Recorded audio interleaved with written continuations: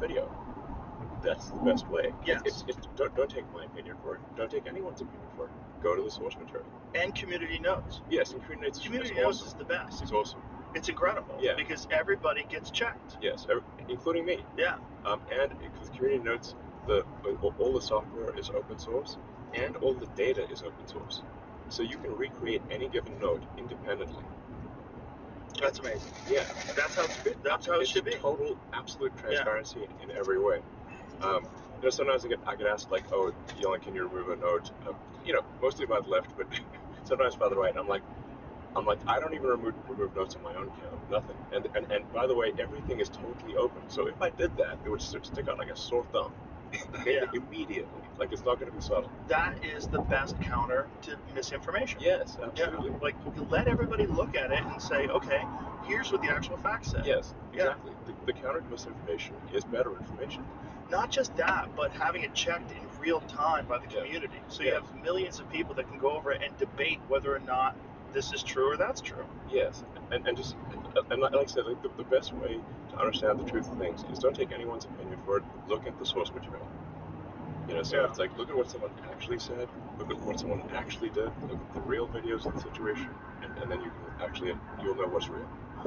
So, as of today, when you were literally on your way here, you sent me this text saying that they're trying to lock you up in jail in Pennsylvania. Tell me what the fuck is happening. Well, there's the classic sort of Soros DA situation. So we're making a lot of progress in Pennsylvania. So I've given a whole bunch of talks throughout the state because Pennsylvania is the linchpin in this election. Whoever wins Pennsylvania wins the election.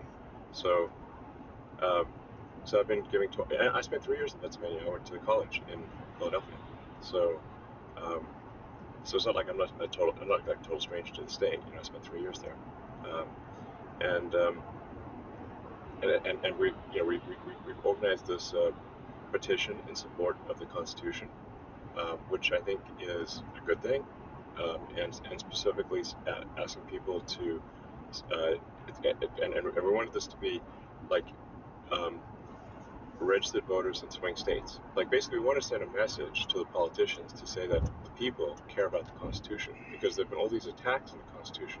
They've been, especially on the Democrat side, they've been repeatedly saying that the First Amendment is an obstacle. And they claim, oh, the First Amendment is enabling disinformation, misinformation. And I'm like, yo, there's a reason for the First Amendment. Like freedom of speech. The reason they found the freedom of speech there is because they came from countries where if you spoke your mind, you would get shot or imprisoned. That's why the First Amendment exists. And the Second Amendment is there to stop the tyranny of government. The Second Amendment, the right to bear arms, is there to protect freedom of speech.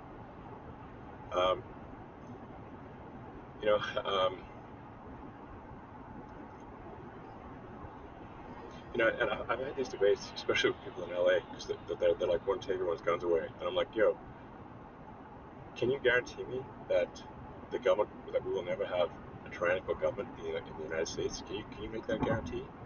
They're like, well, nobody can make that guarantee. I'm like, then we need to keep our guns, because that's what's going to stop it.